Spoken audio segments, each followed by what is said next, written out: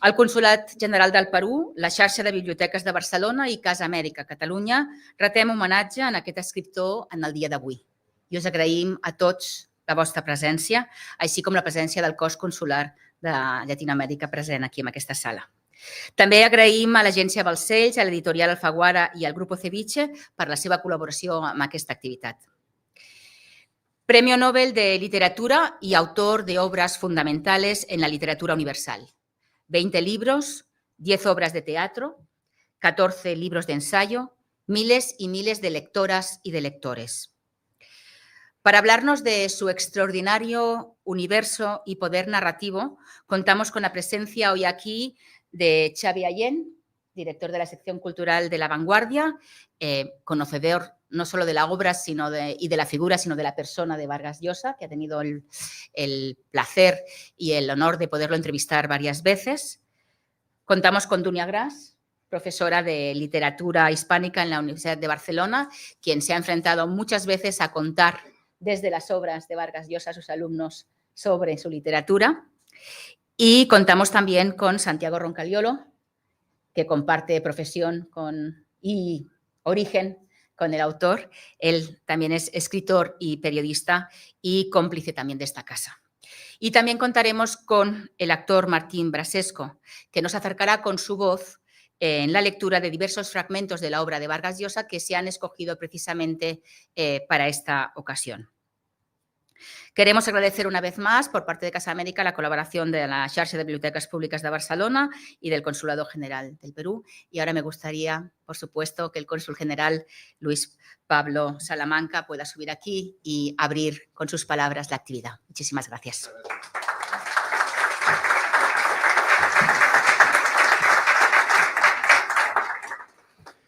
Hola, buenas tardes con todos. Nos encontramos en momentos tristes para los peruanos, los latinoamericanos, los españoles y otros ciudadanos del mundo, con la partida del novelista peruano Mario Vargas Llosa. Si hay una persona que ha colocado al Perú en el mundo, ha sido Mario Vargas Llosa, Premio Nobel de Literatura. Pero Vargas Llosa sigue vivo entre nosotros, con sus cuentos, novelas, historias, artículos, colores, pasiones, emociones, investigaciones y sus escritos sobre diversos rincones del Perú y sobre ciudades en el mundo. El Consulado General tiene como principal función atender a la población peruana aquí en Cataluña y darle asistencia al nacional, pero también acercar al Perú con Cataluña. Acabo de regresar de la estación de Sanz. El embajador del Perú en España estuvo aquí de visita por 3 días y tuvimos reuniones de trabajo con el delegado de gobierno, la subdelegada de gobierno, el presidente de la Generalitat, el alcalde de Barcelona, entre otros. Y todos, absolutamente todos, manifestaron su pésame por el fallecimiento de Vargas Llosa. Todos fueron lectores de Vargas Llosa y asumo que ustedes también. Nosotros, como consulado, también promocionamos la economía y el comercio del Perú. Hemos estado en una feria, es el Seafood, donde han venido 20 exportadores peruanos. Pero además, nosotros promocionamos la cultura peruana. Y qué mejor momento de estar presentes en un evento que promociona y hace homenaje a un escritor peruano, Mario Vargas Llosa. Estimada directora de la Casa América, Marta Nin, estimados ponentes que ya fueron presentados, muchas gracias por su participación. Señor presidente del Instituto Catalán de Cooperación Iberoamericana, Dante Torres, que fue quien propuso realizar este evento y después fue gracias a la iniciativa y la cooperación y la organización de la Casa América que estamos aquí todos presentes. Se ha mencionado ya las diferentes entidades que están apoyando en este evento, por lo que no los quiero ya repetir, ¿no? Es muy grato agradecer la presencia de todos ustedes en este día en homenaje de la memoria, vida, obra del escritor peruano Mario Vargas Llosa, autor de obras fundamentales que estoy seguro que han tenido un impacto en ustedes como lectores y que aprecian su trabajo y legado literario. Agradezco también a la Casa América nuevamente por organizar este evento y a todos los participantes. Mario Vargas Llosa nació en Arequipa, Perú, e influyó la literatura latinoamericana y mundial. Y como muchos lo han calificado, fue un escritor universal, que brindó nuevos senderos a la literatura, convirtiéndose en un maestro de la innovación literaria, convirtiéndose en un peruano ciudadano del mundo. Es importante recordar que además de haber ganado el Premio Nobel de Literatura, en el 2010 recibió el Premio Cervantes en 1994 y el Príncipe de Asturias de las Letras en 1986. Cabe resaltar también que Mario Vargas Llosa vivió en Barcelona durante alrededor de 4 años en los principios de los años 70, porque existen muchos vínculos entre el escribidor y la ciudad condal, especialmente editoras y agencias literarias que jugaron un papel crucial para la promoción y publicación de sus primeras obras. No sé si ustedes sabían, pero el próximo Congreso Internacional de la Lengua Española se va a realizar justamente en su ciudad natal, Arequipa, en el cuarto trimestre de este año. Uno de los principales promotores de este evento fue Mario Vargas Llosa, inclusive ha invitado al rey de España para que asistiera, ¿no? Va a ser una pena, va a ser lamentable que uno de los promotores de este evento no pueda estar presente. Para finalizar, quisiera citar una frase de Mario Vargas Llosa. Al Perú lo llevo en las entrañas, porque en él nací, crecí, me formé y viví aquellas experiencias de niñez y juventud que modelaron mi personalidad, fraguaron mi vocación, y porque allí amé, odié, oré y soñé. Muchas gracias.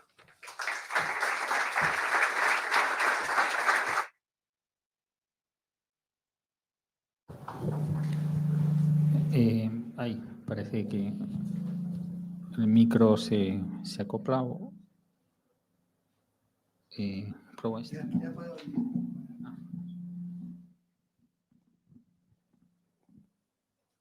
Hola, buenas tardes. Bueno, pues gracias a todos por venir. Es un homenaje a un escritor al que amamos como lectores, al que algunos hemos tenido ocasión de conocer personalmente. Ustedes saben que a Vargas Llosa le gustaba influir de acuerdo a sus ideales y que creía que había que tener participación en las cosas públicas. Yo no sé si es casualidad, pero justo en el momento que empieza este acto se ha escogido papa al único candidato con nacionalidad peruana que había en el cónclave. Y entonces, bueno, pues que sepan que justo mientras estamos aquí, pueden creer lo que quieran, pero ha coincidido este homenaje con un papa peruano nacido en Chicago, pero también peruano, ¿no? Si los argentinos tienen uno, nosotros tenemos uno. Exacto. Entonces, bueno, yo dediqué 10 años de mi vida de periodista a investigar, hacía otras cosas, pero investigué el paso del boom latinoamericano por Barcelona. En el caso de Vargas Llosa, él llegó a la ciudad en 1958, fue en barco con su esposa de entonces, la tía Julia Urquidi, y estuvieron solo 2 días de paso porque ellos iban a Madrid, porque él iba a estudiar a la Complutense, pero luego vivió aquí entre los años 1970 y 1974 y fueron años muy fructíferos para él.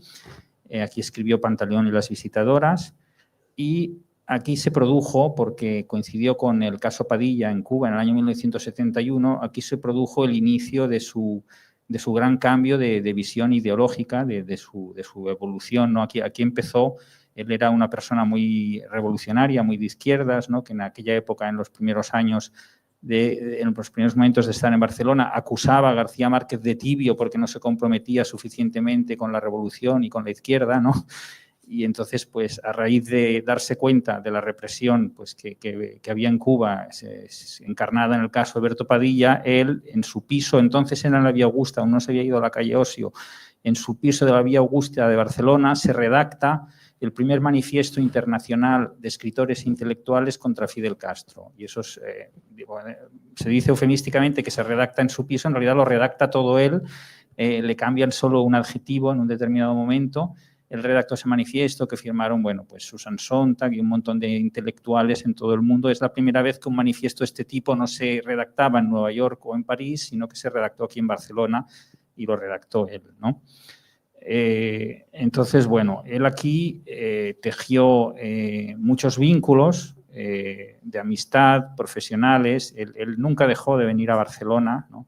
Tenía pues a sus amigos y representantes de la agencia Balcells a los que quería mucho y era una relación que iba mucho más allá de lo profesional.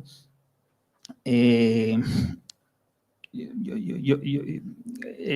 los años que vivió aquí, ya saben, vivían en la misma esquina García Márquez y Vargas Llosa, ¿no?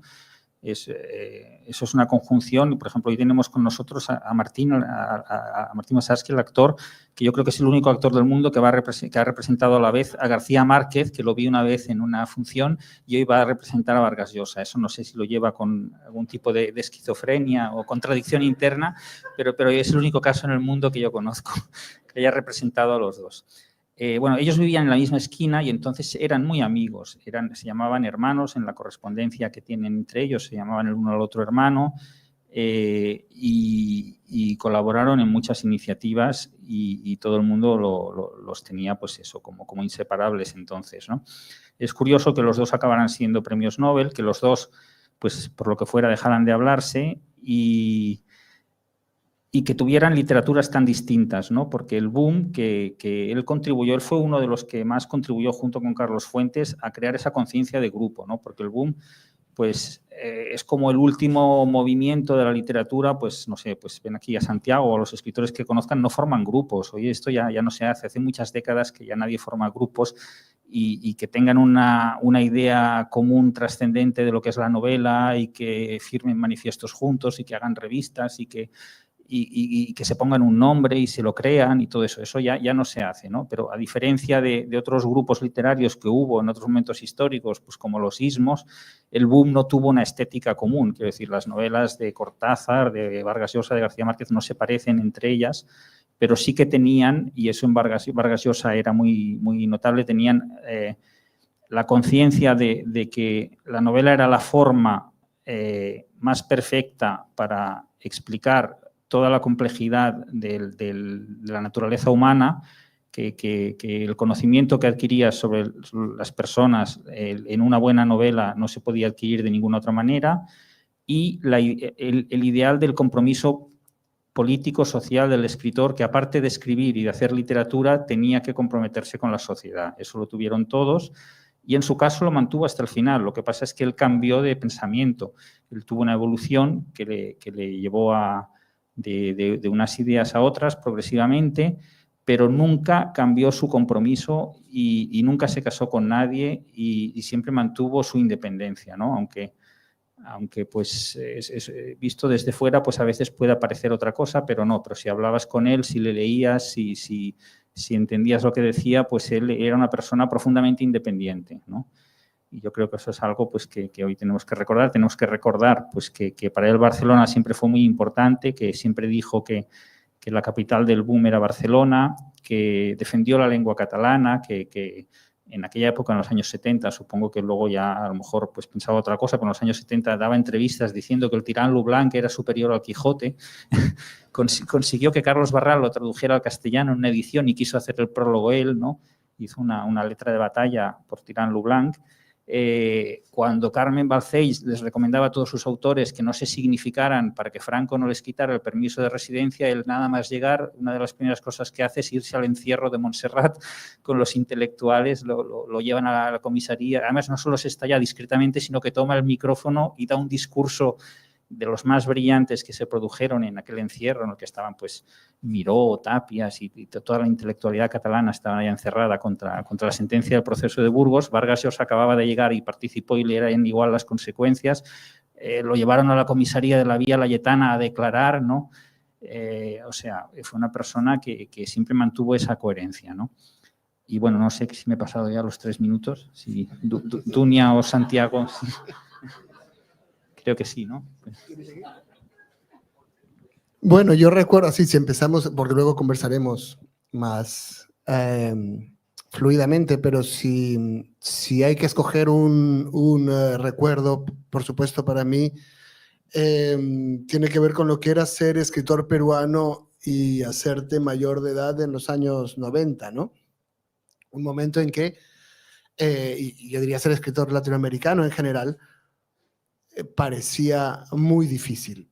Todos los escritores que venían del boom, que eran casi todos los que leíamos, porque esto era además lo que leíamos en los colegios. Nosotros nunca leímos literatura comercial, no sabíamos lo que era la literatura comercial. Esto era nuestra literatura comercial. García Márquez, Vargas Llosa, Cortázar, otros que no son tan canónicamente del boom, pero están cerca, como Borges, Rulfo. Sin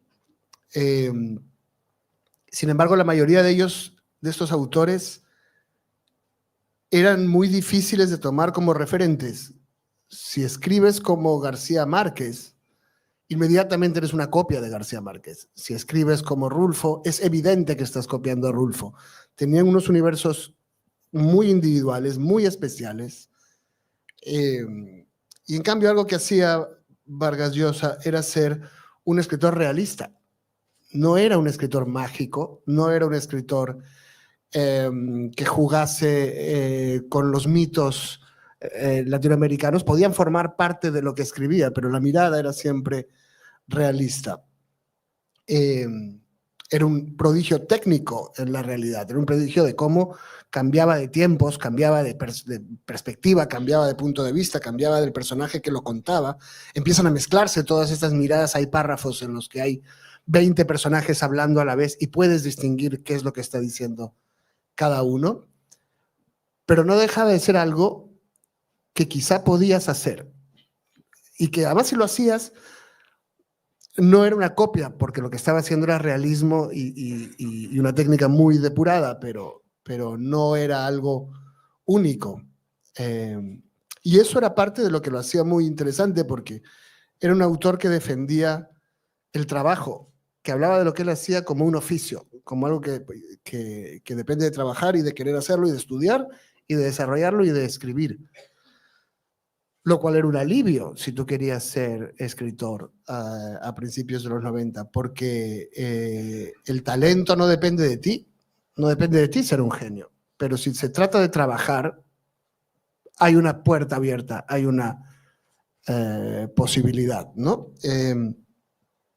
Y otra cosa que era muy importante es simplemente el hecho de que, en mi caso personal, el hecho de que un peruano fuese escritor. En el mundo donde yo crecí, en el país donde yo crecí, ser escritor era un delirio. A nadie se le ocurría que tú podías hacer eso. Aún ahora ya no me pasa con gente menor, pero sí me pasa con tíos, abuelas, gente mayor, que me dicen, ¿y tú qué haces, hijito? Yo soy escritor. Ya, pero de trabajo. Yo soy escritor. No, pero, o sea, para llegar a fin de mes. Está fuera de su mente que esto sea posible. Y estaba fuera de la mente de todos, pero había uno. Y si había uno, podía haber otro. Por lo menos otro, ¿no? Para nosotros fue muy importante que existiese ese uno. Y digo para mí, para Jeremías Gamboa, para Renato Cisneros, para Gabriela Wiener, para toda esta generación que viene después, para Katia Dawi, para toda una generación de alrededor de 50 años que nos hicimos adultos en los 90, era muy importante saber que no era imposible.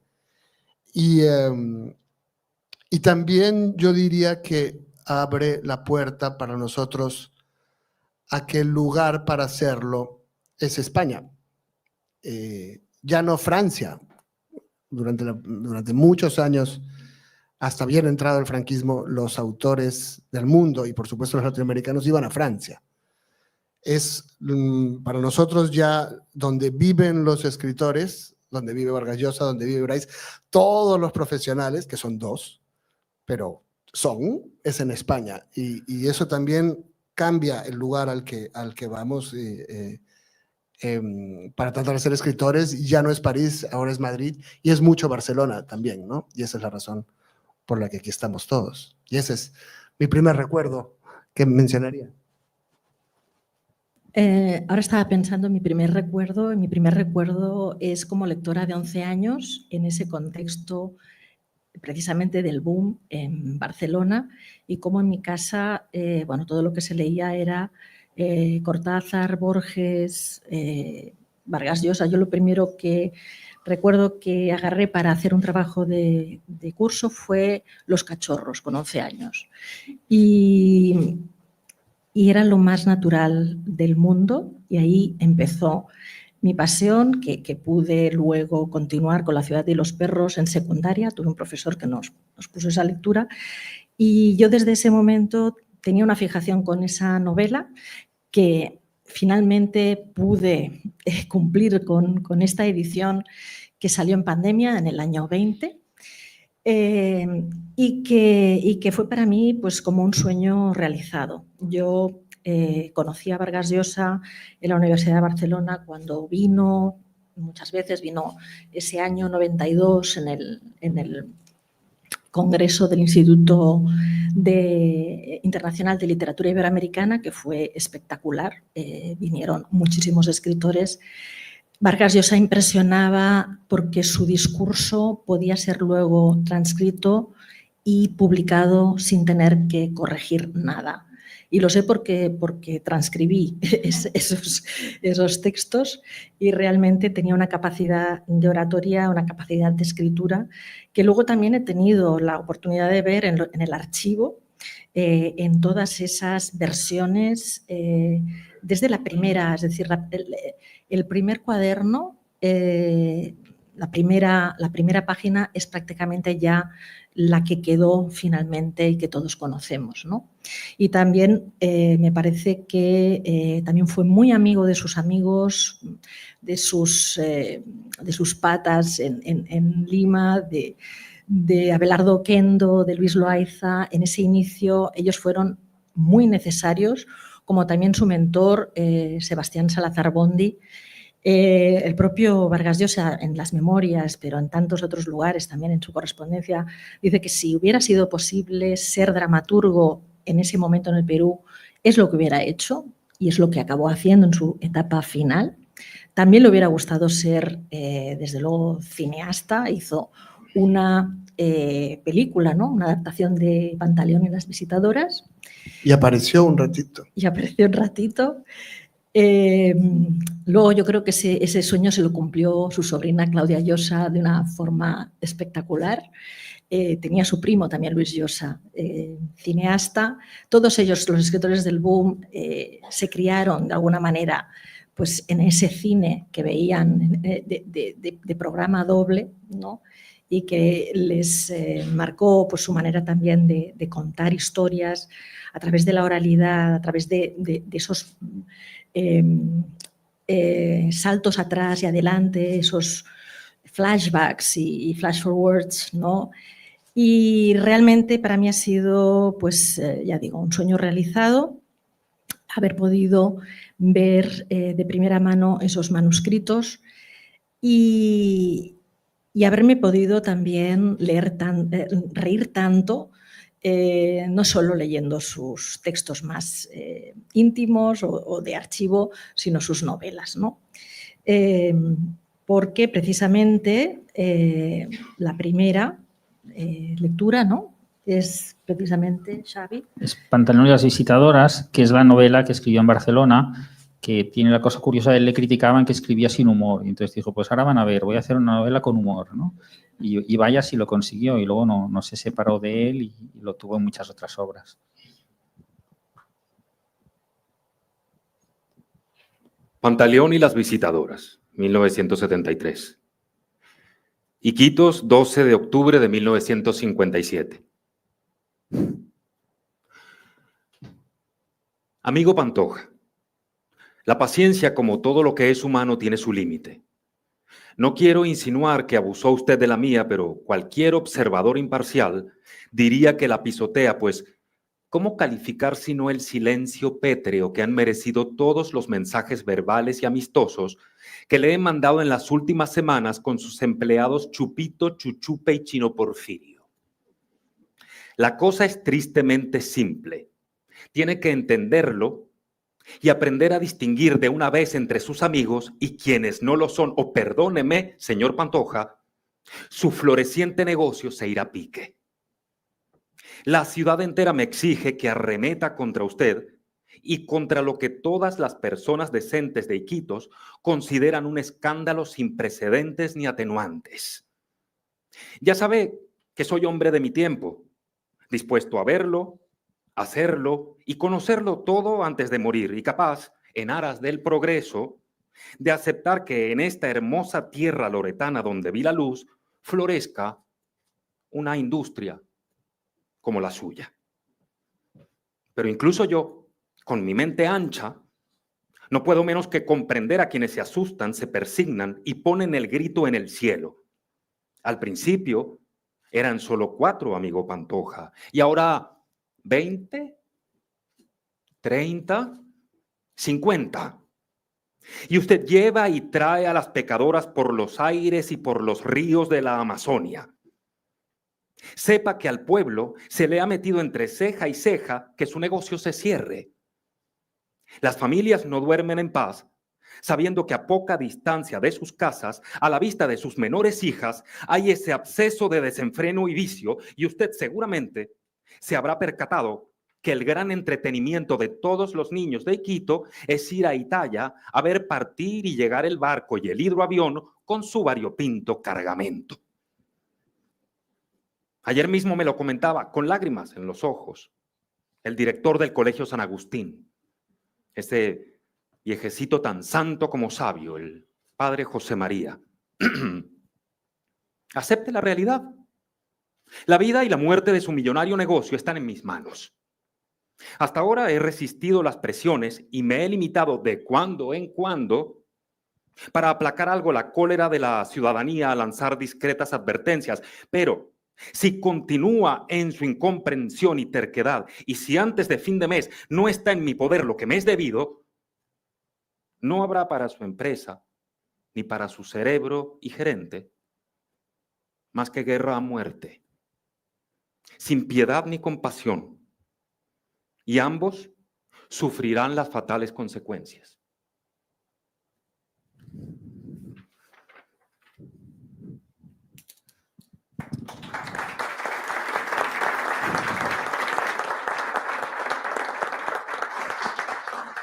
Yo descubrí con esa novela que te podías reír leyendo una novela.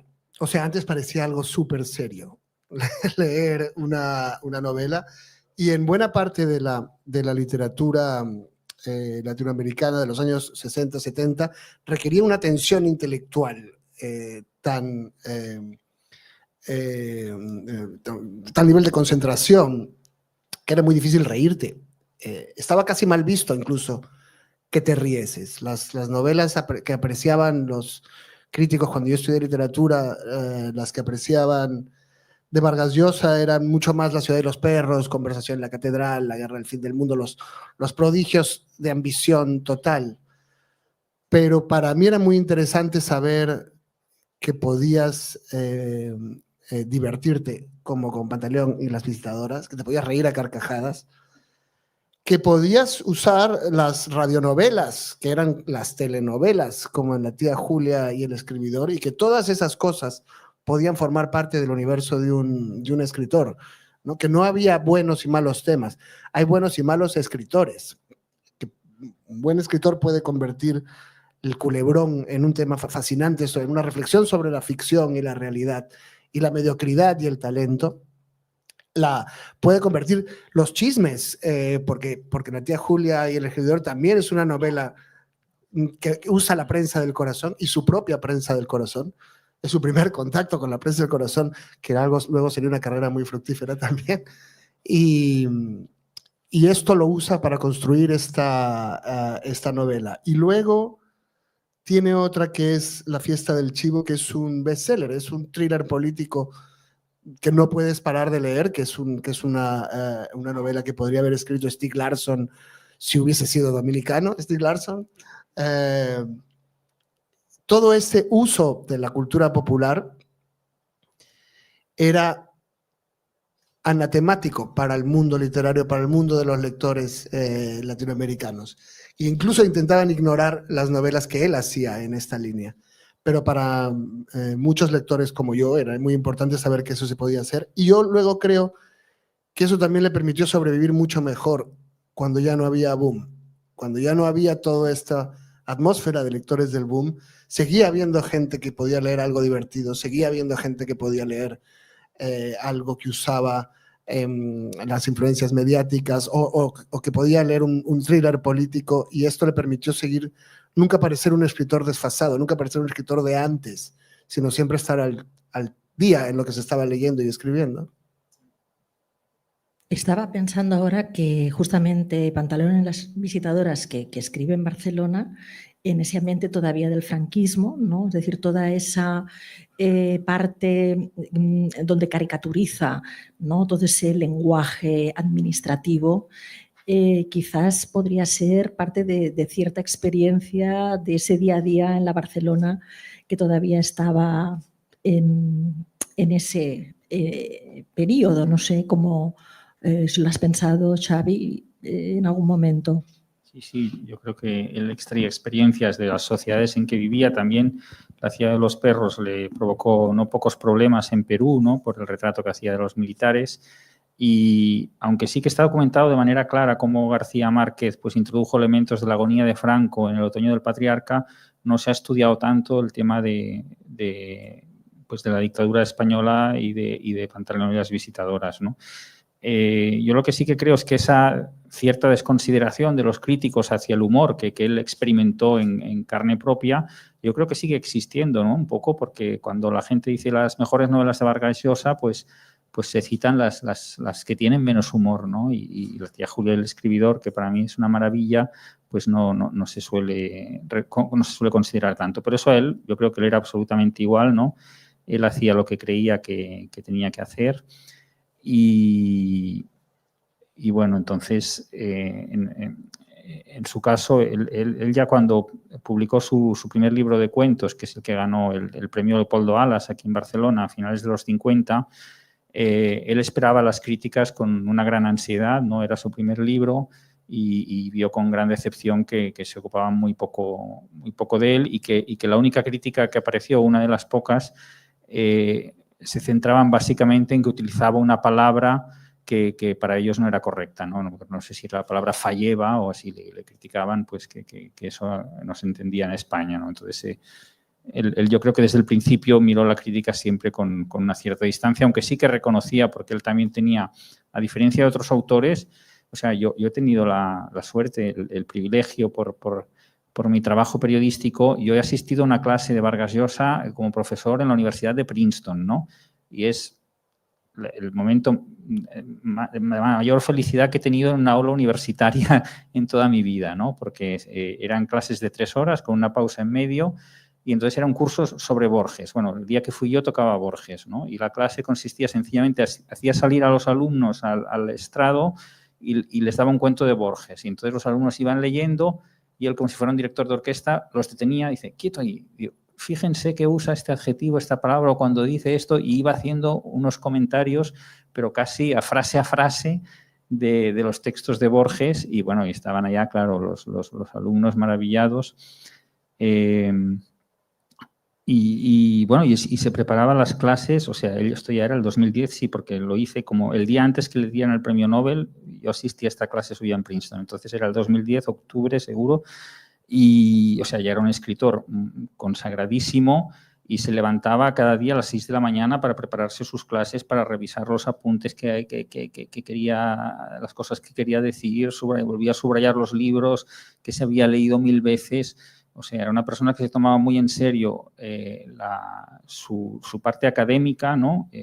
Yo creo que pocos autores del boom hubieran podido dar clases como dio él, pues, en grandes universidades con la enjundia y la sustancia que él le podía dar a sus comentarios, ¿no? Es verdad que yo creo que como ensayista, pues, aparte de algún libro de juventud, pues, sobre todo los ensayos de su última etapa, pues, no es lo más logrado de su trayectoria. Pero como profesor sí, yo creo que fue un gran profesor, lo fue en Londres, antes de venirse a Barcelona, que fue cuando Carmen Balcells le dijo la famosa frase de ¿cuánto ganas aquí en la universidad en Londres? Y él le dijo que creo que eran 500 libras, no sé, ahora lo digo de memoria, y ella le dijo, pues te las pago yo cada mes, pero vente a Barcelona a escribir. Y entonces cuando decimos que sí, que él se pudo profesionalizar, también yo citaría pues la importancia que tuvo ese marcaje de su agente literaria para decirle que no se distrajera ni con universidades ni con otros oficios y que se encerrara a escribir sus horas diarias y que eso tenía que ser su principal actividad, ¿eh? Hay que decir que no lo hacía lanzándose a la piscina, que ya había ganado el premio Biblioteca Breve, que ya tenía grandes obras, ¿no? Como es ya su primera novela, ¿no? Y entonces, por lo tanto, era una apuesta bastante segura, pero que aún así hay que tener la valentía de hacerla, ¿no? Bueno, yo creo que Carmen también entendía algo con su brillantez de agente y de lectora de cómo se iban a leer las cosas dentro de una sociedad.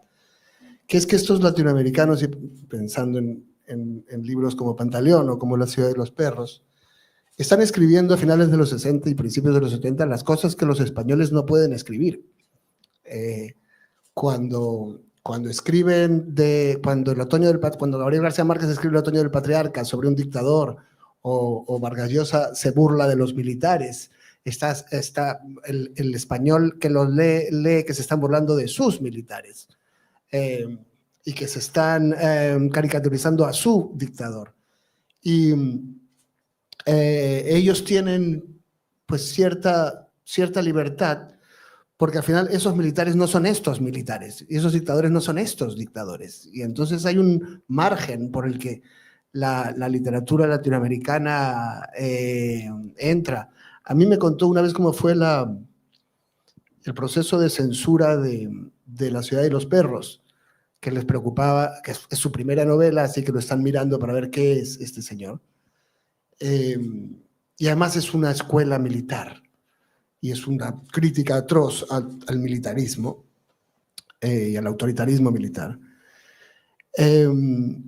Y dice que me dijo que el censor, se juntaron en un restaurante y el censor le dijo que, bueno, que estaba preocupado porque esta novela es un poco fuerte.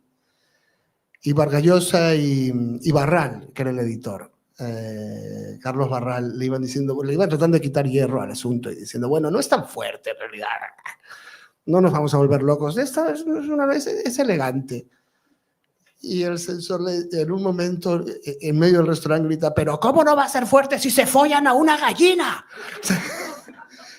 Y ellos tratan de bajarlo, y al final le dicen, bueno, pero es que es el Perú, ¿no? Eso es en otro sitio. A lo mejor ahí se follan gallinas, yo qué sé. Y tienen toda esta conversación y van bajando, y el censor, que tampoco tiene ni idea de nada que ocurra fuera de Madrid, ya iba a decir de España, probablemente ni de Madrid, empieza a bajar el tono y le dice, bueno, pero vamos a hacer algunos cortes que hay que hacer. Por ejemplo, hay un coronel en esta novela que tiene vientre de ballena. Hombre, si fuese un teniente, un capitán. Pero es que es un coronel, que es el jefe de un cuartel. Y entonces Vargas Llosa le dice, no se preocupe, vamos a poner que tiene vientre de cetáceo. ¿Ve qué bonito? Así sí funciona. Y así hay como, al final, 20 o 25 adjetivos que cambian en la primera edición. El libro sale y en la segunda edición vuelven a reponer todo lo que habían quitado y ya nadie está mirando porque ya es un libro editado, ¿no? Pero en este intersticio creo que es parte de la brillantez de Carmen Balcells, de entender que estos latinoamericanos están contando algo que los españoles quieren leer y no tienen dónde leer, ¿no? Fíjate que justamente uno de los textos que no pudo aparecer en esa primera edición fue un blurb, una nota que había escrito Cortázar, porque estando viviendo en París, Vargas Llosa frecuentaba a Cortázar y lo admiraba muchísimo, y era precisamente una frase donde Cortázar hacía referencia a las a las estatuas de los próceres a caballo, ¿no? Y, lógicamente, en España había muchas estatuas de un prócer a caballo, ¿no? Y esta fue la única que decidieron no poner, ¿no? Porque era un poco demasiado exacta esa referencia, ¿no? Pero, desde luego, yo creo que también en La ciudad y los perros hay mucho humor de fondo. Y también hay muchos temas muy actuales. Yo creo que lo que se está contando, muchas de las historias, ¿no? Que se están contando, como es la del bullying, ¿no? O como es también esas familias, ¿no? con matrimonios o padres que son desestructuradas y la situación de esos hijos que acaban en ese aparcamiento, ¿no? de jóvenes, que es el Leoncio Prado. Yo creo que está todavía, es un texto muy, muy, muy actual, ¿no? Y por eso me parece que vale la pena releerlo y ver también, como digo, ¿no? ese humor que sobre todo está en ese personaje del Boa, es decir, las exageraciones, ¿no? Las historias que cuenta desde esa perspectiva, y que también muestran esa fascinación, como comentabais antes, por escritores que en ese momento a Vargas Llosa le fascinaban. Uno de ellos es Faulkner, o sea, Boa bebe mucho de ese Benji de Faulkner, por ejemplo, ¿no? Sartre, sobre todo, y desde luego Flaubert, como planteabas, Santi, ¿no? Es decir, son tres figuras para él fundamentales que están muy presentes, ¿no? Ya desde el principio, y lo van a estar hasta el final, ¿no? Porque ese texto sobre Sartre es el que no llegó. El que no llegó. Pues ahora le doy la entrada a esa lectura de un texto que finalmente no apareció en La ciudad y los perros, y si acaso lo explico luego. La ciudad y los perros, 1963.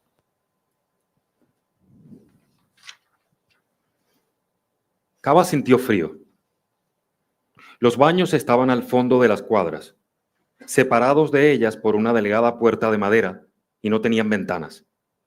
En años anteriores, el invierno solo llegaba al dormitorio de los cadetes, colándose por los vidrios rotos y las rendijas, pero este año era agresivo y casi ningún rincón del colegio se libraba del viento que en las noches conseguía penetrar hasta en los baños, disipar la hediondez acumulada durante el día y destruir su atmósfera tibia. Pero Cava había nacido y vivido en la sierra. Estaba acostumbrado al invierno. Era el miedo lo que erizaba su piel. La ciudad y los perros, 1963. Ha olvidado que una mañana estaba sentado en el parque, cuando la sensación de ser observado lo hizo volver la cabeza. El hombre era alto y fuerte, un poco gordo, le sonreía. El hombre dio unos pasos hacia él, se sentó a su lado, le dijo: «Hola, caballerito». Ricardo no le contestó. Se limitó a sonreír de nuevo, con timidez. El hombre le estiró la mano. La suya parecía diminuta. Se perdía en la palma ancha, cálida. «Mucho gusto», dijo el hombre. «Me llamo José, pero mis amiguitos me dicen Don Pepe. Tengo muchos amiguitos de tu edad. Si quieres, puedes ser uno de ellos. ¿Qué dices?». Él asintió. Don Pepe era la única persona, aparte de sus padres, que había frecuentado y a escondidas desde que vino a Lima.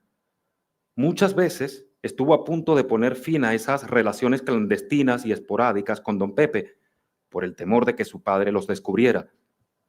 Pero no lo había hecho. Y una mañana, Don Pepe no vino a la cita del parque. Una vez don Pepe le había preguntado a boca de jarro, ¿crees que soy un malvado? ¿Por qué? Le preguntó él sorprendido. Por lo que hacemos en mi casa. Él enrojeció y repuso en voz baja, no sé.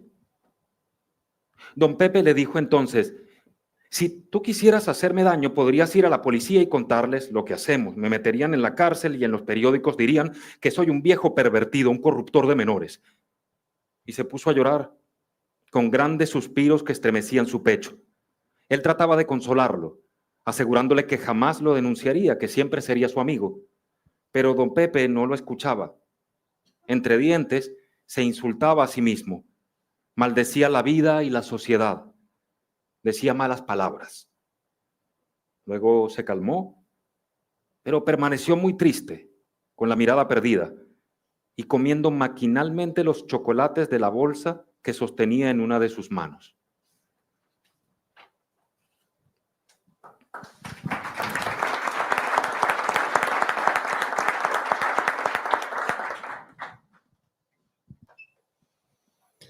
Cuando uno lee las miles de historias de la vida de Vargas Llosa, se da cuenta de que era una persona que vivió como un personaje de novela, ¿no? Que nunca fue un señor que estaba sentado en su casa escribiendo, sino que quería tener una vida intensa, que quería salir, que quería formar parte de la vida, que quería que le ocurran cosas y hacer cosas.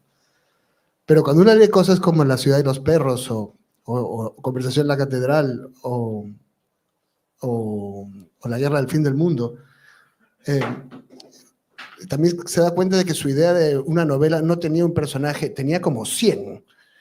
Y en su propia vida estamos hablando de un señor que fue muy castrista, luego muy liberal, luego fue candidato a presidente y ganó el Nobel, y se casó con Isabel, bueno, no se casó, se fue con Isabel Preisler, y la cantidad de gente que es, la cantidad de personajes que él mismo es en su vida, a mí siempre me ha impresionado. Después de su... Yo soy el peruano, quizás yo lo he sentido especialmente porque como soy peruano, soy el que llamaban los periodistas cada vez que Mario montaba un pifostio, ¿no? A que comente. Mario se ha separado, Mario se ha vuelto a separar, Mario se ha ganado el Nobel, Mario ahora ha opinado esto, opinado lo otro. Me acuerdo que en algún momento él había publicado poco antes de su separación este cuento en Letras Libres, que la verdad es que no era un cuento especialmente fascinante, pero que todos los que conocíamos su vida, los más o menos cercanos, entendíamos que estaba lleno de claves de su vida personal, ¿no? Y entre ellas estaba esta frase terrible de masculinidad herida, de un hombre muy mayor que ha dejado a su mujer por otra y dice que eso fue un amor de pichula y su pichula ya no sirve para nada, ¿no? Que es como descomunal como sentencia de su propia vida masculina. Luego, cuando él se separa de Preisler, me llaman un montón de periodistas a que lo comente, que es la mejor oportunidad de no comentar nada que has tenido en tu vida. Y entonces yo y muchos como yo decimos, ¿por qué no vas y lees este cuento? Para que finjas que esto es una noticia cultural, de paso. Y una vez que se lee el cuento, hay un día en que enciendes el televisor y los narradores de noticias están diciendo, pichula es el término peruano que se refiere a la entrepierna masculina. Y tú quieres cambiar de canal, pero en todos están haciendo esto y te están llamando los periodistas y tienes que decir 15 veces la frase, no tengo ningún comentario que hacer sobre la pichula del señor Vargas Llosa. Que es lo peor, que nunca, es una frase que nunca pensaste que le ibas a dar a un periodista. Pero luego cuando fallece, una cosa que me impresiona es que hay como miles de Vargas Llosa, como en sus novelas por ahí. Está la portada de la revista Lecturas es Adiós a Mario, el último amor de Isabel. Este es Vargas Llosa para ellos. Para parte de la prensa catalana se ha muerto un señor que vivía en Cataluña. Para parte de la prensa de izquierda se ha muerto un señor que tenía ideas muy malas, pero era buen novelista. Para otros era otra persona. En redes sociales se llena de gente, que eso es muy impresionante en un escritor, que se ha tomado fotos con él. La cantidad de fotos de gente que pone en redes sociales, que parece que todo el planeta se hizo una foto con Mario Vargas Llosa, lo que debe haber sido algo que le queda de la campaña política, ¿no? Pero te sorprende que es alguien que quiere vivir como una novela, pero en sus novelas hay miles de personajes y él es miles de personas. Y eso también es parte muy fascinante de su vida. Su biografía será como una novela, pero una novela como las suyas. Efectivamente, bueno, él mismo en uno de las introducciones a la edición de Alfaguara de La ciudad y los perros, él decía que era varios de los personajes, ¿no? Porque normalmente lo identificaban con Alberto, pero él era Alberto y él era Richie y era el jaguar, era todos, un poco estaba en todos, desde luego. Y en La orgía perpetua, ¿no? En ese ensayo, ¿no? Donde Flaubert dice Madame Bovary c'est moi también, ¿no? Es decir, es un poco esa idea de que él estaba también en cada uno de sus personajes. Lo que os comentaba del texto que se ha leído ahora, que es un texto que no se publicó, es un texto que quedó fuera, y me parece importante porque de esta manera yo creo que ese personaje no está tan determinado por lo que le ha sucedido, queda como más diluido y por lo tanto no explica tanto y puede quedar más en la imaginación de los lectores, pero sobre todo me impresionó que hiciera caso a sus amigos. Santi, ¿tú haces caso a tus amigos cuando leen y dicen saca este fragmento? Porque Sí. Loayza y Oquendo le dijeron saca esto y creo que hicieron muy bien en esa ocasión. Yo recuerdo, bueno, es que eran amigos muy potentes, ¿no? Loayza y Oquendo no eran cualquier amigo. Porque más bien yo tengo como la anécdota opuesta. Porque recuerdo haberle contado alguna vez que estaba haciendo guiones y su pregunta, le contaba más o menos como el proceso, ¿no? Porque como narrador, ¿no? Cómo se contaban los guiones y tal. Y de repente me mira y me dice, pero cuando tú haces estos guiones, ¿trabajas con más gente? Y yo decía, sí, claro, hay mucha gente, es un trabajo de equipo. ¿Y esa gente opina? Porque yo no podría hacer eso, es que pesadilla, todo el mundo ahí diciéndote qué hacer. Creo que él también, que es verdad, o sea, hay un montón de opiniones que no te gustan nada y es el trabajo de lo que tienes que hacer, ¿no? Creo que él sabía a qué amigos, y podía darse el lujo de escuchar a ciertos amigos como Kendo y Loayza, pero mi impresión era que era una persona con una seguridad también era su primera novela, ¿no? Pero posteriormente tiene una seguridad en lo que narra, que lo hace muy indestructible. Sí, yo lo que comentabais de la censura también, yo que estuve en el archivo de Alcalá de Henares, donde están los originales con los comentarios de los censores de la ciudad de los perros, todo eso. Bueno, yo lo que me he dado cuenta investigando sobre el tema es que no hay que fiarse nunca de Carlos Barral, porque explica cosas muy bonitas y muy bellas y en general, pues el retrato que hace de las cosas es correcto y es cierto, pero en los detalles a veces los cambia para que la historia sea más redonda, ¿no? Un poco como lo que hacía García Márquez, pero claro, García Márquez lo hacía en las novelas, o sea que tiene todo el derecho del mundo, pero como Barral escribió unas memorias, y yo creo que hasta llegó a engañar al propio Vargas Llosa, ¿no? Porque es Vargas Llosa que explica eso, que luego restituía en la segunda edición todo lo que la censura le quitaba. Y en tu edición de cátedra no la he cotejado con lo de Alcalá, pero en la edición de La ciudad de los perros de Alfaguara que se puede comprar hoy, todavía hay cosas que fueron la aportación del censor o el retoque del censor. Todavía en mi libro pongo algún ejemplo. Entonces, quiero decir que Barral les explicaba el mundo de una manera que les parecía tan fascinante que ellos estaban encantados con esa explicación, pero que no corresponde siempre a la realidad, ¿no? Ahora no hablaría de memoria, pero yo diría que todavía queda algún cetáceo, ¿eh? Gracias. Ahora, es curioso que Barral mienta, me parece normal porque lo hacemos todos. O sea, ¿de qué están hechas las memorias de los escritores si no es de mentiras? Las memorias de Neruda son un prodigio de autoficción, según todos los que después han investigado sus vidas y selección.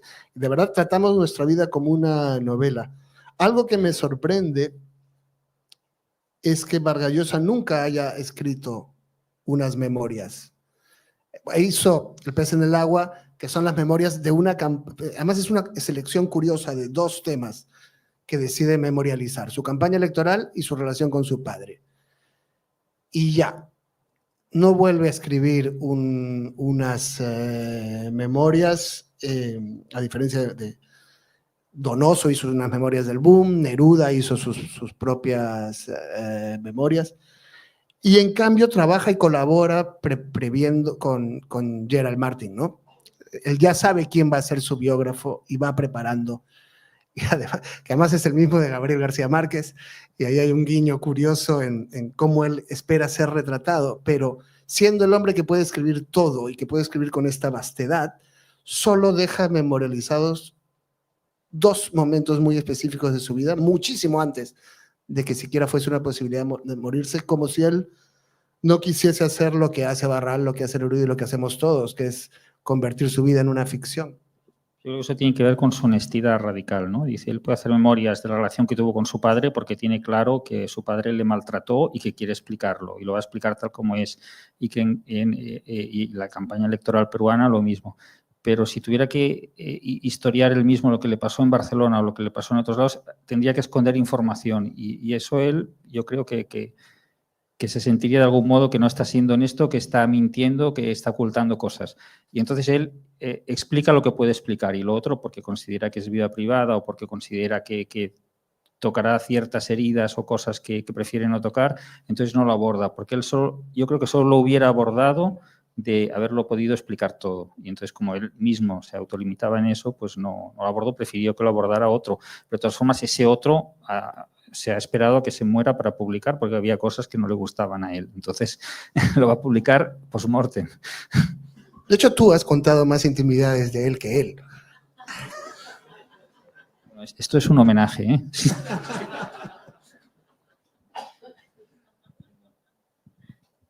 Yo tuve con él unos años una relación profesional. Yo estaba haciendo mi libro y me contó cosas y me dio acceso a muchas cosas. Entonces, yo estuve con él, el único periodista, el día que le dan el Nobel en su apartamento de Manhattan, era yo, bueno, puedo explicar esa anécdota porque no es ningún secreto. Un día que yo fui a la Academia Sueca en el mes de mayo del 2010, pues le di un libro que había hecho de entrevistas con premios Nobel al secretario permanente de la Academia, que entonces era Horace Engel. Se llaman secretario permanente, pero cambian cada 2 o 3 años por los follones que hay allá. Entonces, él abrió su maletín para guardar el libro que le habíamos dado, que era un libro aparatoso con fotos de Kim Manresa y todo eso, y en el maletín vi que tenía todo de libros de bolsillo franceses de Vargas Llosa, las novelas de Vargas Llosa en francés en ediciones de bolsillo. Y entonces le dije, ¿está leyendo a Vargas Llosa en francés, señor Engel? Y él me contestó, yo lo leo en francés porque es más cercano al español original, pero mis colegas lo están leyendo en sueco y yo creo que es un error. Yo pensé, este señor está leyendo y sus colegas lo están leyendo. Entonces miré el calendario de los debates de la Academia Sueca como son y vi que a finales de mayo, principios de junio ya solo quedan 5 finalistas. Entonces, bueno, yo soy de letras, pero hice números y dije, pues tiene un 20% de posibilidades. Entonces dije, a ver, pues ¿qué día se falla? ¿El primer jueves de octubre? No sé qué. Bueno, pues voy a pedirle una entrevista, como vive en Madrid, mire cerca, bueno, llamo y dice, no, pero es que estaré en Nueva York porque estoy dando clases en Princeton. Entonces dije, bueno, pues tengo que ir a Nueva York por si suena la flauta. Entonces intenté convencer a mi jefe en la sección de cultura del diario, no hubo manera, porque dijo, ¿por qué no te voy a pagar un viaje a Nueva York si este tío vive en Madrid? Te esperas a que vuelva, ¿no? Entonces me fui a engañar al director del magazine, del diario, y al final, no sé, le pillé en un buen día y me dijo, bueno, va, pues sí, te pago el viaje a Nueva York. Y fui allá y efectivamente yo le pedí estar con él los 2 días antes del fallo. Le acompañé a la Universidad de Princeton, estuve con él en su apartamento al lado de Central Park y entonces la noche antes él iba al ballet con Patricia y les acompañó hasta la puerta del ballet, y entonces ahí me atreví a decir la frase, bueno, si mañana te dan el Nobel, ¿puedo entrar en tu casa? Y él se rió de esa manera que tenía él de reírse, tan estentórea, con esa risa aguda, y me dijo, no te preocupes, Xavi, que ese tren ya pasó para mí. Y entonces, claro, al día siguiente, efectivamente, se lo dieron. Y bueno, pues yo fui a su casa, estaban todos los periodistas, todas las televisiones del mundo en la puerta esperando que bajara. Yo llamé al portero automático y entré y me pasé la mañana con él viendo cómo le llamaban, cómo le felicitaban, no solo escritores, le llamaban jefes de Estado, primeros ministros, expresidentes. En las primeras horas no le llamó nadie del Perú, él se quejó de eso, pero era en el 2010, hace mucho de eso. Y entonces, porque le llamaron, si recuerdo, cuando yo estaba allí, por ejemplo, Felipe González, José María Aznar, le llamó mucha gente que no eran del ámbito estrictamente literario. Y entonces, pues tuve la suerte de poder estar con él en ese momento. Luego es verdad lo que dices, que en mi libro pues había un capítulo que explicaba el tema del puñetazo a García Márquez y que él me pidió que lo quitara, pero debo decir, y no lo quité, pero debo decir que él es un caballero y jamás criticó nada de eso, y sencillamente, pues claro, pues como él me había pedido que eso no saliera y salió, pues sencillamente dejamos de vernos, pero no fue nada ni... No te dio un puñetazo a ti. No, pero hay que decir que en el 2023, en octubre del 2023, yo le hice una entrevista por su última novela, por Le dedico mi silencio, y no hubo ningún problema, o sea, pero sí que es verdad que la relación intensa que teníamos mientras yo hacía el libro, pues se cortó, ¿no? Pero no es que en el 2023, digamos, esa entrevista se publicó en La Vanguardia y tuvimos... Yo creo que él era una persona muy elegante, que sabía lo que era la libertad de expresión, que sabía que es de esas personas de no estoy de acuerdo con lo que hace, pero daría mi vida porque usted lo pudiera hacer, ¿no? Y entonces yo creo que eso lo llevó hasta el final y bueno, y era una persona con la que podías a veces no estar de acuerdo, pero que el sistema que tenía él de discusión y de debate y de hablar con la gente, pues es algo que ojalá todo el mundo tuviera, vaya.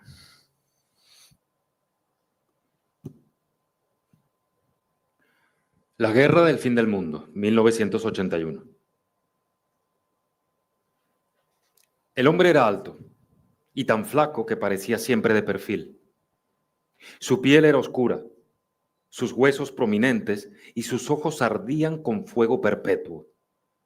Calzaba sandalias de pastor y la túnica morada que le caía sobre el cuerpo recordaba el hábito de esos misioneros que de cuando en cuando visitaban los pueblos del sertón, bautizando muchedumbres de niños y casando las parejas amancebadas. Era imposible saber su edad, su procedencia, su historia, pero algo había en su facha tranquila, en sus costumbres frugales, en su imperturbable seriedad, que aún antes de que diera consejos atraía a las gentes. Aparecía de improviso, al principio solo, siempre en pie, cubierto por el polvo del camino, cada cierto número de semanas, de meses. Su larga silueta se recortaba en la luz crepuscular o naciente mientras cruzaba la única calle del poblado a grandes trancos, con una especie de urgencia. Avanzaba resueltamente entre las cabras que campanillaban, entre perros y niños que le abrían paso y lo miraban con curiosidad, sin responder a los saludos de las mujeres que ya lo conocían y le hacían venias y se apresuraban a traerle jarras de leche de cabra y platos de fariña y frejol. Pero él no comía ni bebía antes de llegar hasta la iglesia del pueblo y comprobar una vez más, 1 y 100 veces, que estaba rota, despintada, con sus torres truncas y sus paredes agujereadas y sus suelos levantados y sus altares roídos por los gusanos.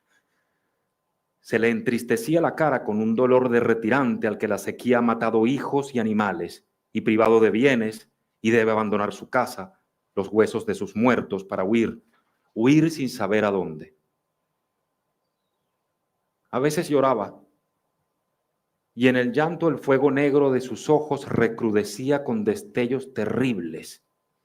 Inmediatamente se ponía a rezar, pero no como rezan los demás hombres o las mujeres.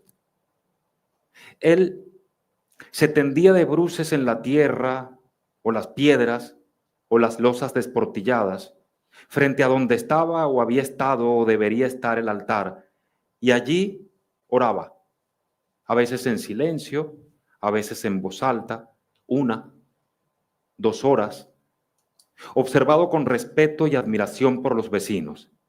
Rezaba el credo, el Padre Nuestro y los Avemarías consabidos, y también otros rezos que nadie había escuchado antes, pero que a lo largo de los días, de los meses, de los años, las gentes irían memorizando.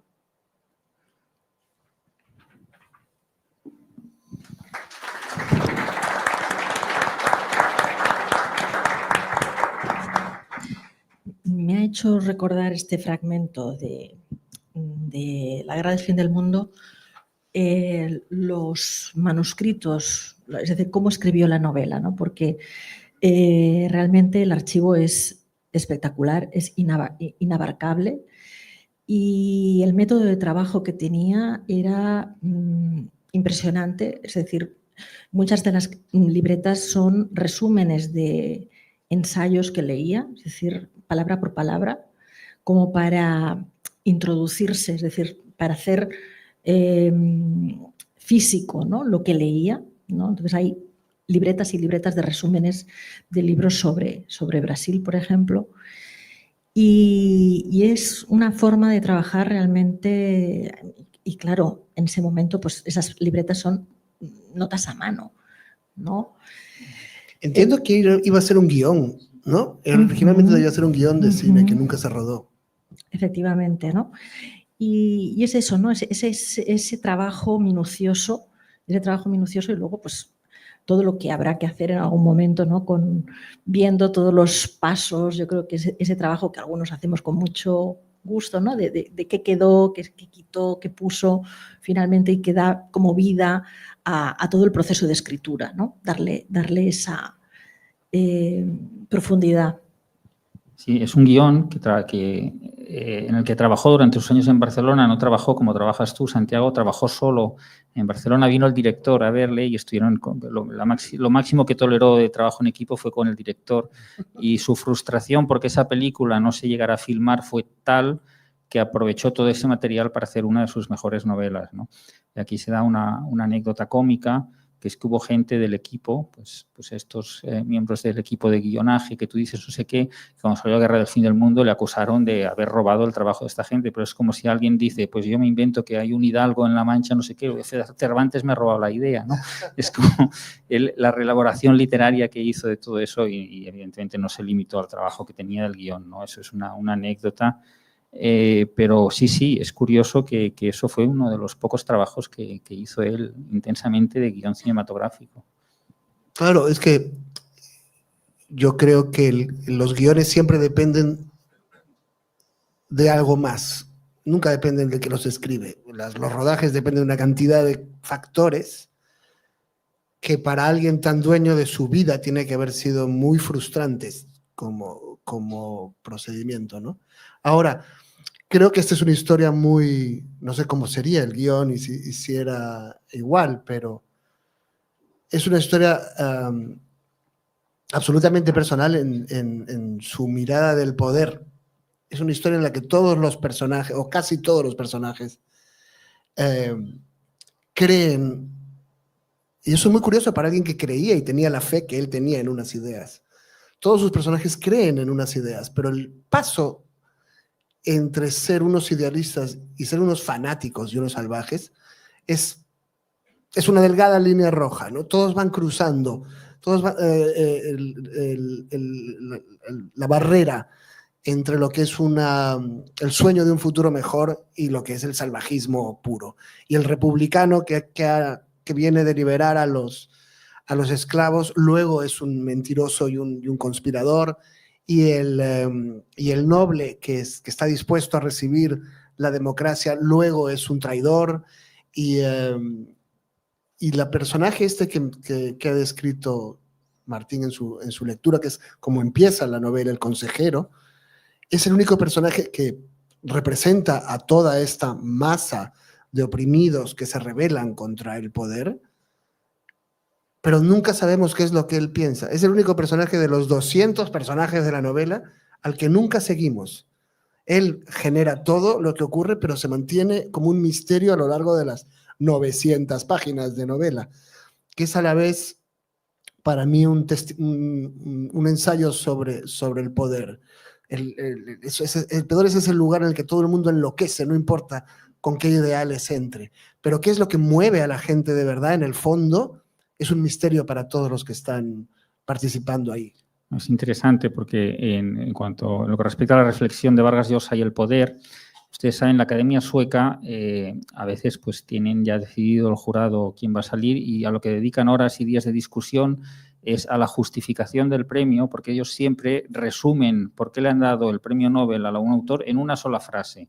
Y claro, eso es una frase muy importante, es la frase que pasa a la historia y que explica por qué le han dado el premio a ese escritor, ¿no? Y no es que haya una acta larga de deliberaciones, eso es secreto durante 50 años. Lo que hacen público el día del fallo es una frase que leen y que dicen que eso ha justificado. Y recuerdo en su apartamento de Manhattan, el día que le dan el Nobel, que en el momento en que le dicen la frase que han dicho, y que ahora no la recuerdo literalmente, pero viene a decir que la obra de Vargas Llosa refleja cómo el poder oprime al ser humano o algo así. No la recuerdo literalmente, pero eso.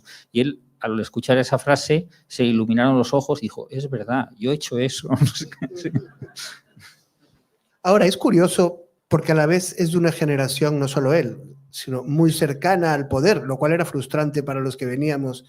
Aparte de ser frustrante cuando en los 90 tú querías ser escritor, que todos tenían unos universos absolutamente únicos y ambiciosísimos, la otra parte frustrante es que todos estaban a punto de ser presidentes. El candidato García Márquez viajaba con Fidel Castro, Carlos Fuentes cenaba con Clinton, o sea, escritor parecía algo de una especie superior de ser humano. Cuando nuestra generación es mucho más desconfiada del poder. Hay los que tienen un candidato y hay los que tienen otro, pero no quieres que te vean tanto ahí, no quieres hacerte esa foto. Hay la idea de que hay un cambio de concepto. Para nosotros hay algo en el poder esencialmente malo, o por lo menos de lo que no queremos estar cerca, y más jóvenes que yo, aún más, yo diría. La actividad política es siempre una lucha contra algún poderoso, son manifestaciones, son columnas, son mucho más de activismo que de formar parte del poder. Y sin embargo su generación, no, su generación es la de la Revolución Cubana, ¿no? Ellos quieren el poder, cada uno para algo diferente, pero quieren tenerlo, quieren usarlo, creen que el escritor puede detentarlo. Y tienen también esta imagen del intelectual orgánico, ¿no? Del que tiene que estar ahí y dar razón en todo momento. Y para él el gran modelo había sido precisamente Sartre, ¿no? Es decir, hay incluso pues, ya fotografías de esos años en París junto a Sartre, ¿no? Es decir, muy cercano. Y yo creo que es ese tipo de intelectual, que es un intelectual del siglo XX, ¿no? Que está muy, digamos, vinculado, aunque sea también para una postura más crítica, al poder. Yo creo que es, de alguna manera, esa la escuela o el modelo, ¿no? que tenía. Para él solo el poder cambia la vida de la gente, y él quería usarlo para cambiarla para bien, de acuerdo con sus ideales, pero no era un intelectual sumiso con el poder, sino que cuando el poder coincidía con lo que él pensaba, lo apoyaba, pero podía apoyar a alguien y al tiempo, pues a los pocos meses, pues apoyar a otra persona, decir, sí, estoy de acuerdo con él en este tema, en la política económica, pero en todo lo que dicen del matrimonio homosexual o en otra cosa, pues me parece que desbarran, ¿no? Eso él lo decía con total libertad. Y en ese sentido no era el intelectual, digamos, de partido disciplinado para nada. Claro, era un liberal, que es una cosa que casi ya no existe. Y yo diría que en sus últimos años lo que él asiste es a la caída. Es algo que Anne Applebaum describe en un libro que se llama El ocaso de las democracias. Cómo la derecha que se opone al Imperio Soviético, es defensora de derechos civiles, de derechos de minorías sexuales, es liberal. Y cómo después de que cae este imperio, hay una parte que se mantiene liberal y una nueva derecha que es extrema, que es contra la que advierte a Applebaum. Y yo tengo la impresión de que en sus últimos años, y yo diría que las elecciones peruanas fueron cruciales en esto, todo se va extremando. Y entonces hay unas elecciones peruanas, las últimas, en las que llegan a la segunda vuelta Pedro Castillo, en un líder de un partido castrista, y Keiko Fujimori, o sea, las dos bestias negras de Mario Vargas Llosa, ¿no?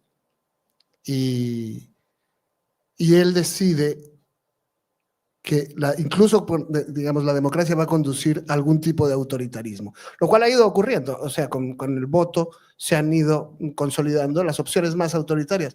La gente ha votado democráticamente contra normas de la democracia como la independencia judicial, los derechos civiles y muchas otras, ¿no? Y ahí a mí lo que me sorprende es que muchos, sintiendo que todo se polariza, hemos tendido a retraernos y a decir, en este debate yo no me siento representado, y él tiene que tomar partido por lo que hay. Y eso es una también señal de realismo muy interesante. Él va a tomar partido por suicida que sea, por extraño que sea, por discutido que sea, ¿no? Y ahí hay un Vargas Llosa que incluso la gente que lo ha apoyado encuentra rara en sus últimos años.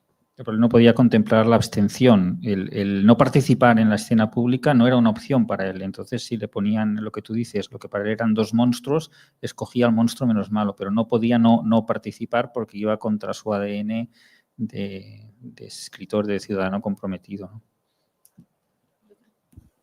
Yo creo también que en estos últimos años también tenía como un entourage muy particular y difícil de desmarcarse en la situación, ¿no? Pero yo creo que sí que se desmarcaba en la literatura, porque bueno, leer El sueño del Celta o leer Tiempos recios, para mí Tiempos recios es un novelón. Y lo que está defendiendo en Tiempos recios se contradice con el discurso en los medios, ¿no? Entonces, me parece curioso, me parece paradójico, pero bueno, me parece fascinante poderlo leer ahí. Pero en el futuro, cuando nadie sepa, de aquí, no sé, 500 años, cuando nadie sepa lo que hizo Vargas Llosa en la vida y solo queden sus libros, lo van a tener por un escritor progresista, comprometido con las libertades y hasta días, si leen El sueño del Celta, pensarán que es nacionalista, porque es todo lo contrario de lo que era en realidad. Bueno, lo bueno es que lo que quedan son los libros en todos los casos, ¿no? O sea, Borges apoyó a Videla, a Pinochet, Neruda a Stalin, y abandonó a su hija discapacitada. Picasso no era precisamente un feminista. Sin embargo, con el tiempo esas cosas ya no importan. Lo que queda es lo que has hecho con tu arte y cómo has hecho un mundo mejor, porque has hecho un mundo más hermoso.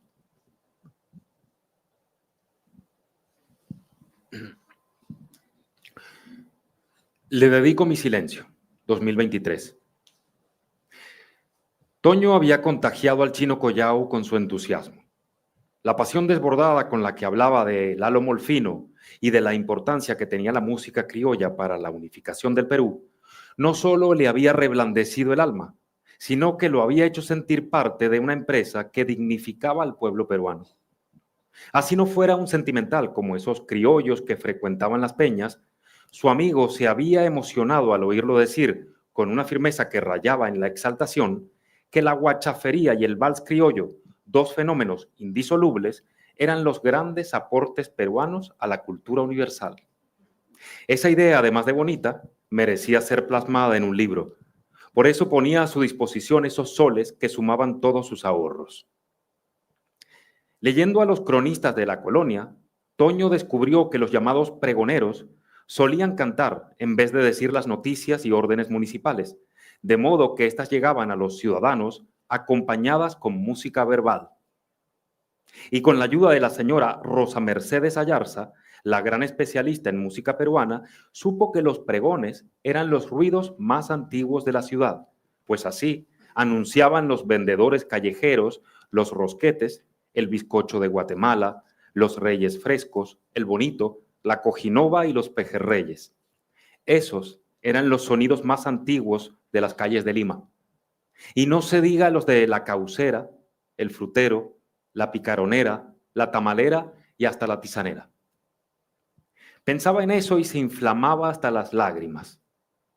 Las vetas más profundas de la nacionalidad peruana, ese sentimiento de pertenecer a una comunidad a la que unían unos mismos decretos y noticias, estaban impregnadas de música y cantos populares. Esa iba a ser la nota reveladora de una tesis que había avanzado en multitud de fichas y cuadernos, todos guardados con celo en una maletita, hasta el día en que el profesor Morones se jubiló y con cara de duelo le informó que San Marcos había decidido, en vez de nombrarlo a él para sucederlo, clausurar la cátedra dedicada al folclore nacional peruano.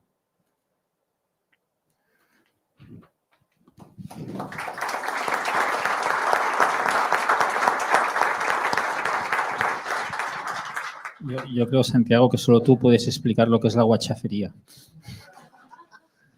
O sea, en rápido, la horterada, ¿ok? Aunque nosotros tenemos una multitud de matices sociales y clasistas que no van a caber en el cerebro de ustedes. Pero esa novela iba a llamarse originalmente Un champancito, hermanito, que es una frase que la que se ha reído es peruana, estoy seguro. Por lo menos una de las que se ha reído es peruana, o Marta Nin, que es casi peruana honoraria, porque es una frase que todo peruano entiende como la máxima hortera, la guachafería máxima. Pero a mí me da mucha ternura esta novela, porque después de escribir sobre las dictaduras latinoamericanas, sobre los nacionalistas irlandeses, sobre las guerras del siglo XIX en el Brasil, sobre los conflictos, el mundo, el régimen de China, después de tener el Nobel y conocer el planeta, va y hace su última novela sobre la música criolla limeña, que es, ni siquiera es que sea la salsa, ¿sabes? Es una música muy limeña, muy costeña y muy de este pequeño mundo en el que él crece. Y también, después de todo eso, después de una vida que fue como una de estas novelas, él vuelve a su casa, a morir a la casa de toda la vida y a su familia en el barrio de Barranco, donde siempre estaba, ¿no? Hasta en eso me parece que sus finales, el final de su carrera y el final de su vida, son muy, casi han sido guionizados, casi los ha pensado para parecerse al protagonista de una de las novelas más maravillosas en español, que es El Quijote. Un champancito, hermanito, era un texto que publicó en Contraviento y Marea. Era una columna. Contra Escorza, que fue su editor, y de ahí, digamos, ¿no? Ese, digamos, ajuste de cuentas, ¿no? Porque precisamente publicó La ciudad de los perros en Populibros y fue, bueno, fue realmente una edición, digamos, un poco complicada. Y un poco pirata, ¿no? No, pero aparte de esto, no, utilizó mucho marketing basado en la censura española, ¿no? No fue en Populibros, fue en los festivales del libro peruano, fue anterior. O no, fue en Popular, estoy dudando. Pero bueno, el caso es que utilizó mucha de todo lo que se levantó sobre la censura en España, y entonces pues utilizó en los medios pues esto, ¿no? Esta es la novela prohibida en España, ¿no? Ese tipo de, que no era tan así, ¿no? y yo creo que tenía una deuda pendiente con Scorza en muchos sentidos. Es curioso que aquí se decía al revés, se decía la ciudad de los perros, la novela que han quemado en Perú. O sea, es Sí, curioso sí, que también. en Perú decían la novela censurada en España y en España decían la novela censurada en Perú. Exacto. A ver, es que si una novela está censurada, de verdad no la puedes vender. Bueno, pues ponemos punto final al acto. Muchas gracias a todos por venir y que sepan que ahora pues, hay libros de Vargas Llosa disponibles para todos, para los que quieran repasar la gran obra del autor al que hemos homenajeado hoy. Muchísimas gracias. Ah, y hay pisco sour. Pisco Sour, sí, es verdad, sí, sí. Muy bien.